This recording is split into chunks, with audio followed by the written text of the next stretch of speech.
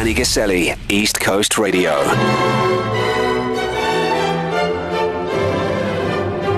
I thought it would be fitting to talk about weddings. So I'm engaged. I'm getting married next year. So we went last weekend to look at venues and just to discuss all things wedding.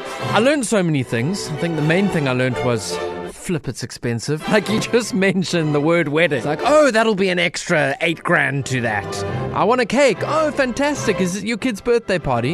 Yes, it's $3,000. No, I'm lying. It's my wedding. Oh, it's $20,000. I would love to know whether you are married, whether you're about to get married, or maybe you are in the business of doing weddings and putting them together, a wedding coordinator. What are some of the do's and don'ts when it comes to marriage and the big day? Hi, Danny. It's Sarah here from Sarah Stewart Flowers. So I've been doing planning, flowers and decor for 10 years now. And I would say like your 3 big no-nos are trying to please everyone. You've got to remember that it's your special day, not anyone else's. So don't try to please everyone. That includes family, mothers-in-laws. Another big no-no is forgetting your original budget. Some couples get carried away and then it's a big panic and a big stress towards the wedding because you've forgotten your original budget and you haven't stuck to that. And then a third one I would say is just making everything last minute. So do a timeline and just make sure you tick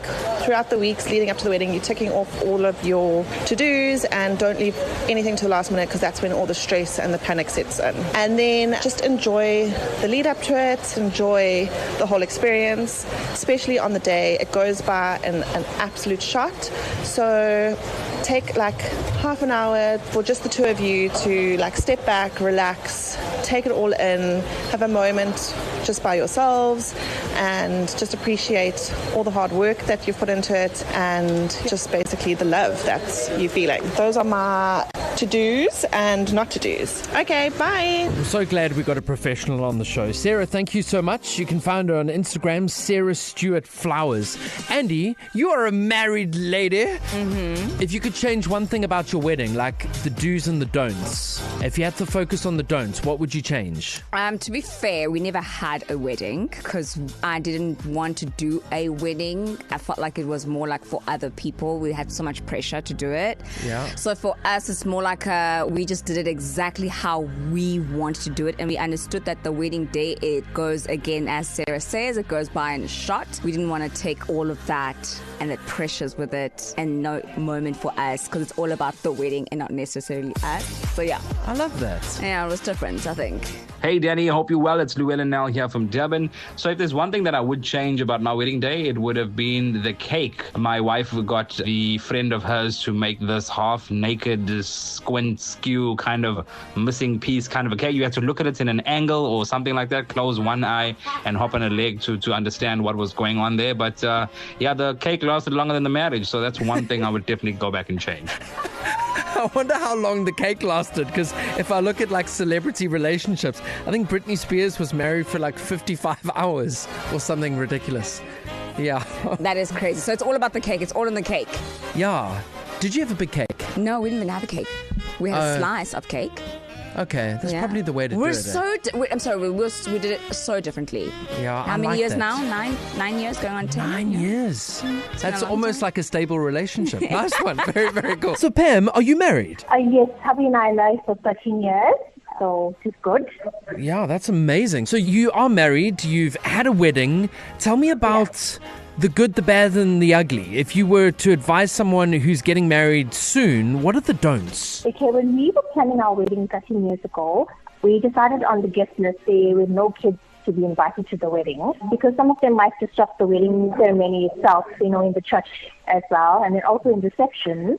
They probably might have broken something. Obviously, the venue that we used, you have to pay for breakage. So there were no kids allowed at the wedding. And then when we came to the wedding cake itself, we had a 3-tier fruit and fresh flowers on the cake. So what we decided to do with the cake shop that actually made the cake for us, we've asked for individual cake pieces to be wrapped up so that each guest gets a piece on their plate. So it makes things so much easier at the reception as well, where there's no messing of the wedding cake. And then when we came to the menu, we tried to obviously accommodate everybody, but also cost-wise as well. So we had like starters, the main meal, and then obviously your desserts. Everything was served buffet style. So obviously you help yourself. And we tried not to put too many items on the menu as well. So just basic items on the menu, like your biryani. Obviously it's been an Indian wedding, so biryani and curry is obviously number one on the menu. And then when it came to the flowers, obviously I'm very particular in flowers because I love fresh flowers. Yes. We made sure that the florist that actually made our flowers made this in the morning of the wedding so that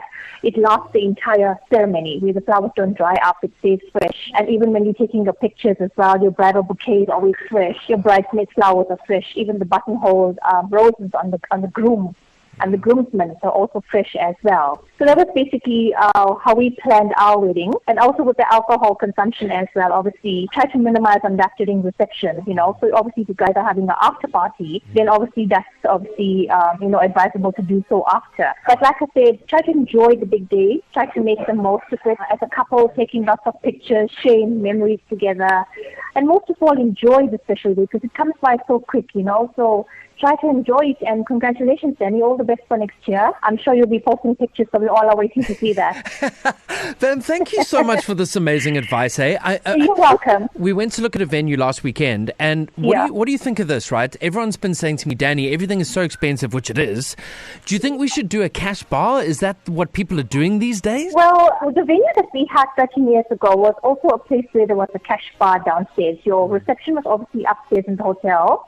And then when you came downstairs, there was a cash bar. So if you want to purchase your own alcohol, that is perfectly fine because like I said earlier on in my voice note as well, try to minimize the cost as possible because remember you want to have an extravagant wedding and it's going to be lifetime memories for you and your wife to be. So I think that would be a great idea. Well, obviously, if you want to participate in the alcohol, then, you can buy it on your own. There's a cash bar on the venue. Yeah, I love that advice. Pam, thank you. That really has helped. And congratulations on a beautiful 13-year marriage. You want to quickly do a shout out to your hubby? Oh, yes. He's actually at work at the moment. His name is Mr. Rodman. I just want to say thank you for everything that he does for me. So obviously, he works like long hours just to make our family, everything, give us everything off the best. And I really do appreciate him. In fact, next Friday, he celebrates his birthday next Friday. So, yeah, he's been a great other half, and I couldn't have asked for a more better person to be married to for the past 13 years. I mean, we've been through so much together, and for 13 years, we're still going strong. It's all by God's grace. So, babe,